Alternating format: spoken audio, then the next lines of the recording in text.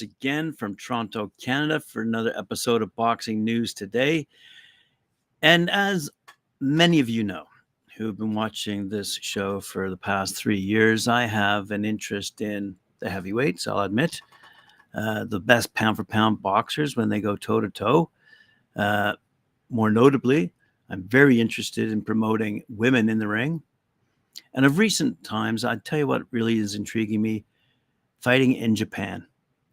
Yes, there is boxing over in Vietnam, in Thailand, in the Philippines, other Asian countries. But in Japan, I didn't realize how big it was. So I've been reporting on a few title fights here and a few title fights there and a few fights here and a few fights there. And today a story pops up and it just something caught my attention, not necessarily the fighters involved, but the scope and scale of this potential fight. Let me read this article courtesy of boxingnews24.com.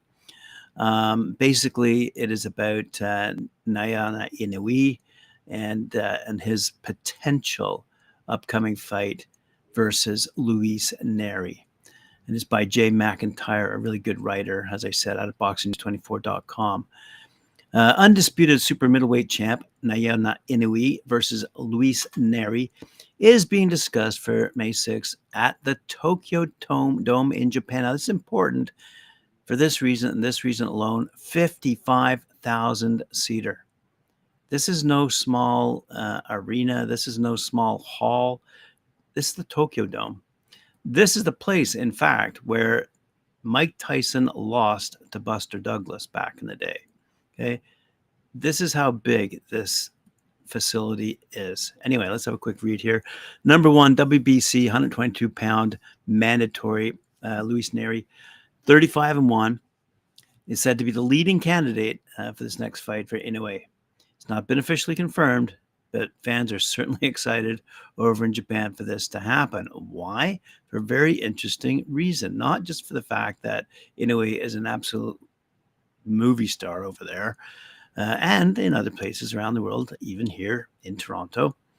But Neri is quite famous over in Japan because he destroyed the popular Japanese fighter Shinsuke Yamanaka twice back in 2017 and 2018, knocking him out in the early rounds. That made the fans over there in Japan angry. But there's no way to even the score because no Japanese fighters could face Neri with a chance of beating him until now. And this is what has gotten the Japanese boxing fans completely excited about this potential fight. Inoue versus Neri. It's going to be a good one if it happens. I'd love to see it happen. But Neri does have, shall we say, a reputation of weighing in a little overweight. So let's hope he doesn't. Let's come in. Let's hope he weighs in at the appropriate weight level. And let's see this fight happen because it will be a doozy. And 55,000 screaming fans would be a joy to see and certainly gain headlines for Japanese boxing around the world, which made me wonder. So I did a little Googling down that rabbit hole, having a look at Japanese boxing, came across a really interesting article that I've put down below in the show's description, a link to an article that I found on films about Japanese boxing, going all the way back to the 50s when a great film was made. I forget the title of it right now. But apparently after the Second World War, Japanese youth were kind of a little indifferent as to how they'd go about their lives, and as opposed to their parents, and therefore took up fighting of all various descriptions, including boxing. And boxing has remained incredibly popular ever since, as it has in Japan for at least 100 years, as we've mentioned many times, and as Mike Gore has mentioned on Knuckle Up as well on Talk and Fight. So I just want to bring that to your attention. Look out for it. Inoue versus Neri at the Tokyo Dome, 55,000 people for that particular fight if it happens. Let's hope it does. All right. 4 fights that will happen, or should I say 4 cards that will happen, have just been announced by Matchroom. They've just announced a quartet of upcoming shows this spring, including some world title fights. Things kick off apparently on March 23rd when Dalton Smith, 15-0, 11 knockouts, steps onto the world stage against division mainstay Jose Zepeda, 37-4. That would be a great fight. Zepeda's been mentioned quite often on Talking Fight. Dalton Smith rising up. And after an ugly win over Billy Allington in February, Smith got back in the driver's seat by torching Sam Maxwell 5 months later. Zepeda is 1-2 in his last 3, falling to Regis Progress and Richardson Hitchens, but is genuinely elite when he's at his best. The show also sees, as I've said earlier, I really enjoy Women in the Ring, and here's a good example. The show also sees Sandy Ryan, 6-1-1, 2 knockouts, defend her WBO welterweight title against Terri Harper, 14-1-2 with 6 knockouts.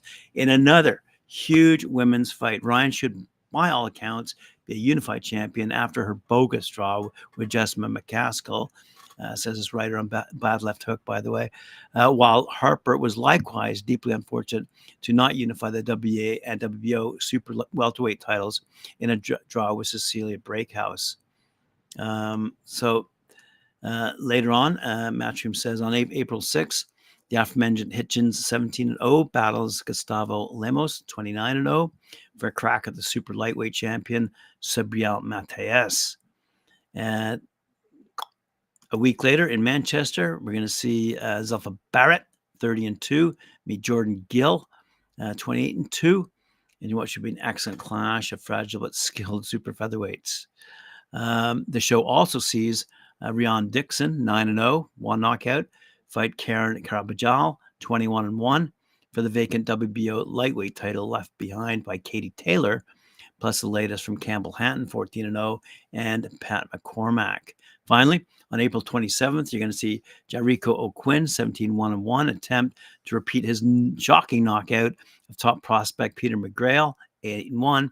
O'Quinn was down 40-34 on all 3 scorecards before damn near blasting McGrail out of his boots in a remarkably accurate recreation of Julian Jackson versus Harold Graham. Okay, great stuff from Matchroom, and looking forward to those fight results coming up. Now let's get back to the women in the ring. I want to focus in on, let's see, world champion Sandy Ryan, according to BBC. You can check this out. It's on the BBC, Women in the Ring. World champion Sandy Ryan will defend her WBO welterweight title against fellow Briton Terri Harper, 23rd of March in Sheffield. As I said, part of the Matchroom Boxing spring schedule. Derby's Ryan, 30 years old, makes a second defense of her belt as Harper, 27, aims to become a 3-division champion. As I said, undefeated Rian Dixon will fight for her first world title in Manchester on the 13th of April. Dixon, who's 31 years old, will face, as I said, Karen Carabajal for the WBO belt. And let's dig just a little bit deeper here. Let's have a look what they say. BBC says, Ryan returns to the ring after September's contentious split decision draw in a unification bout against American Jessica McCaskill in Orlando. Harper is the current WBA light middleweight champ, having also previously been a champion at super featherweight. She's also coming off a draw against Cecilia Breakhouse back in October. As I said, also on the card, Sheffield's Utilita Arena is undefeated and highly rated light welterweight Dalton Smith. As I said, he'll take on 3-time world title challenger Jose Zepeda. As I said, the following month, Warrington's pharmacist turned boxer, Dixon, who is trained by former world champ Anthony Crolla, challenges for a world title in just her 10th outing against Carabajal.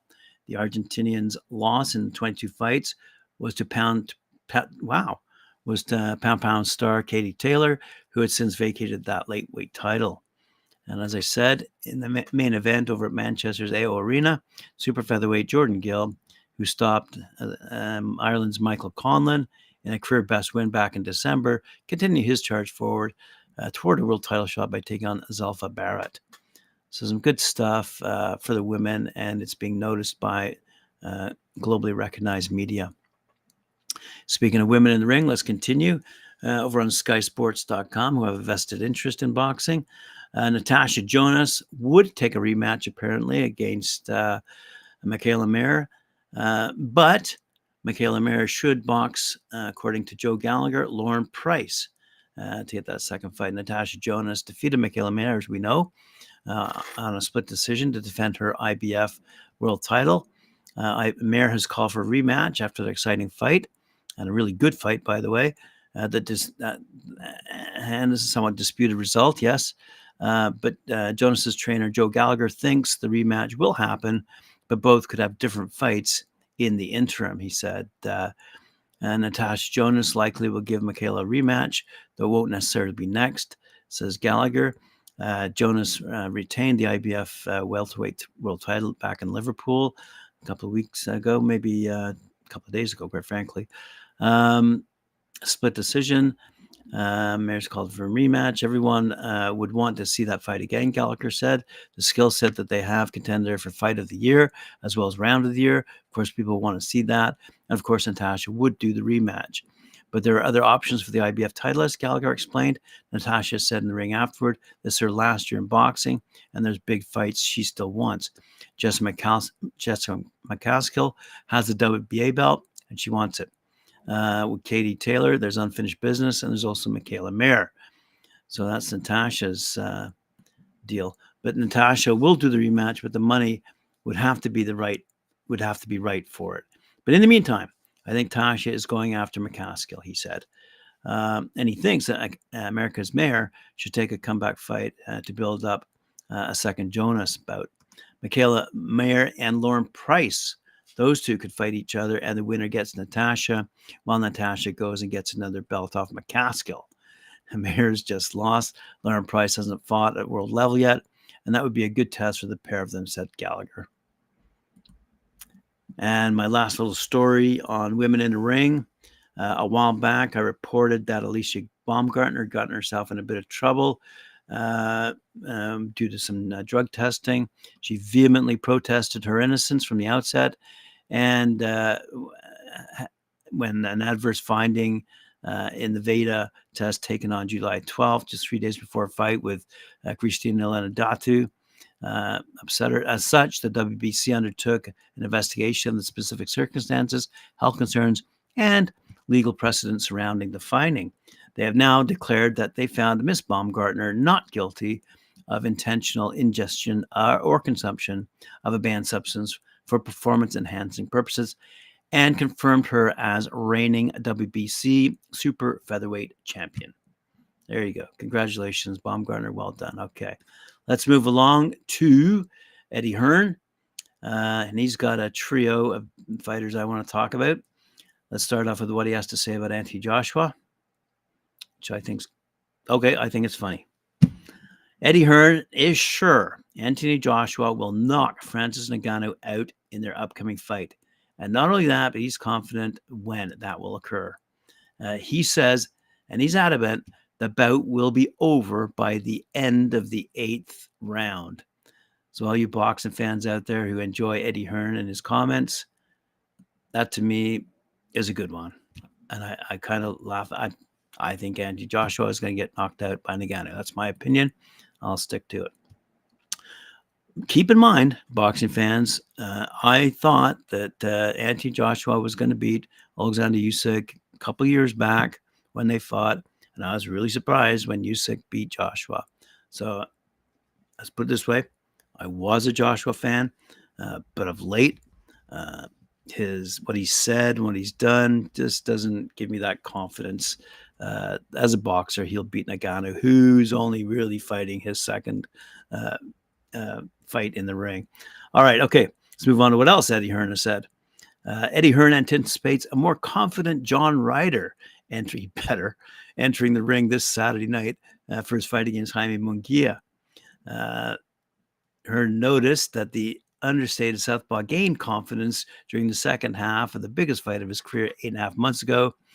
Once London's Ryder regained his senses after Canelo Alvarez knocked him down during the 5th round, the huge underdog performed admirably against boxing's undisputed super middleweight champ May 6 at the Akron Stadium in Mexico. The 35-year-old Ryder undoubtedly lost to Alvarez, but he won over detractors, apparently, that doubted he could even compete with one of the best fighters pound for pound in the sport.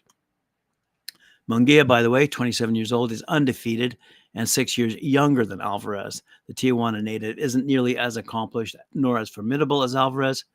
However, which encouraged Hearn to predict that the fighters the company promotes will pull off an upset on foreign soil at Footprint Center in Phoenix. I really believe he beats Munguia, who's all action. So exciting, Hearn stated. But that's a massive fight for Johnny, coming off that Canelo fight, which he did so well in.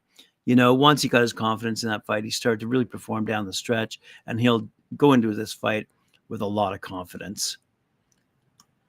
Okay, Eddie.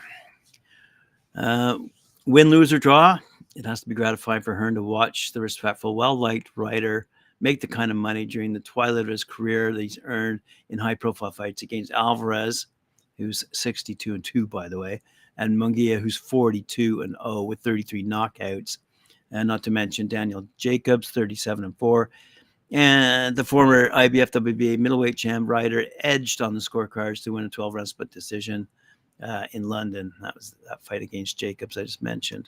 Anyway, Eddie continues. I'm just so pleased Johnny Ryder is getting what he deserves out of the sport. Another big payday for him, but more importantly, an opportunity. He wins the Munguia fight. You can imagine the fights he could be in. David Benavidez, who I just mentioned yesterday's show, Caleb Plant, Jermall Charlo, who I mentioned the other day, Edgar Berlanga, who we haven't mentioned in a while, quite frankly. Just like, this is a massive fight for him. And, the team is very confident. Oh, they better be. John Ryder doesn't have a chance. All right, let's move on to what else Eddie's looking at. Eddie's looking at his boy Conor Benn, who I do not like at all, and his upcoming fight against Peter Dobson, who is, quite frankly, a massive, although he's undefeated, 16-0, Dobson is an underdog in his fight upcoming in Nevada, in Las Vegas, quite frankly, taking on Conor Benn. Anyway, this is what Dobson recently said about Conor Benn. The kid is a bum. I don't know how they think he can beat me. There you have it. Thanks for joining me, sports fans. Appreciate it. In the boxing mecca of the world, Toronto, Canada. Remember to like, share, subscribe, hit that notification bell. We'll see you later on, 11 a.m. Eastern Time, Monday to Friday, unless I've got a doctor or dentist appointment like I do this afternoon. Got to have a cavity fill. Can you believe it? All right. We'll see you at 11 a.m. tomorrow when I talk like this.